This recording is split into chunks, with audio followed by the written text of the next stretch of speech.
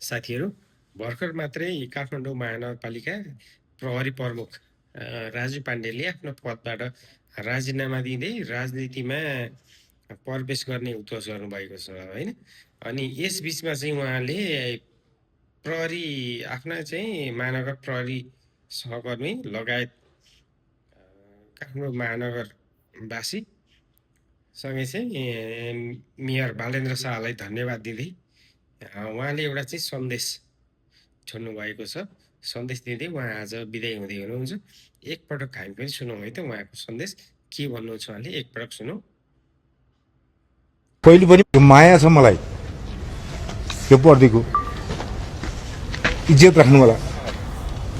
कहिले पनि बाटोमा भेट्दाखेरि महानगरपालिकाले यस्तो गर्यो भन्ने कुरा चाहिँ सुन्नु नपरोस्। मेरा महत्त्वपूर्ण जीवनका क्षणहरू यहीँ बिते। तपाईँ पनि सँगै जाँदाखेरि तपाईँले यो कुरा बिर्सिनु कहिले पनि हुँदैन। सधैँ निवृत्त भएर गएका अफिसर साहबहरूलाई, आफूसँगका साथीहरूलाई माया गर्नु होला, सम्झिनु होला। हामी त घर परिवारभन्दा पनि नजिक भयो नि, बिहानदेखि बेलुकासम्म सँगै हुन्थ्यो। कहिलेकाहीँ कामको सिलसिलामा मैले के तिता वचन पनि बोलेको छु होला, थिएँ होला, त्यसलाई मनमा नराख्नु होला। मैले सङ्गठनको लागि नै बोलेको।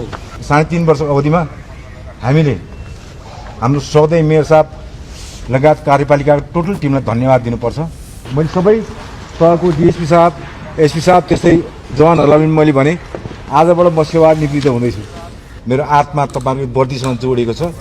प्रहरी ऐन थिएन, लामो समयसम्म चाहिँ समस्या थियो, त्यसलाई चाहिँ चिर्दै प्रहरी ऐन संशोधन गर्दै एउटा कुशल सङ्गठन बनाउनको लागि नियम कानुन पास भएको छ।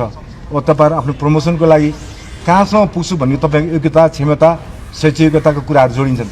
त्यो कुरालाई बढाउँदै लानुपर्छ र म यो सङ्गठनको प्रमुख हुन्छु भन्ने सधैँ मनमा राख्नु होला। र यो करारमा रहेको भाइ बहिनीहरूलाई पनि मैले भने तपाईँहरूको पनि स्थायीको प्रक्रिया खुल्दैछ।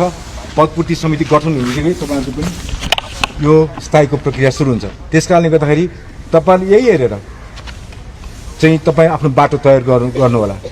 यो माला जसरी लगाइएको छ, फुली जसरी लगाइएको छ, हामी लगाइदिएका छौँ, तपाईँहरूको पनि त्यसरी दिन आउँछ। त्यति भन्दै तपाईँहरूले चाहिँ तपाईँहरूको पनि उज्जवल भविष्यको कामना गर्न चाहन्छु। त्यस्तै अफसर साहबहरूलाई पनि मैले अफसर साहबहरूलाई पनि भने तपाईँहरू पनि यो सङ्गठनका चाहिँ महत्त्वपूर्ण व्यक्तित्व हुनुहुन्छ।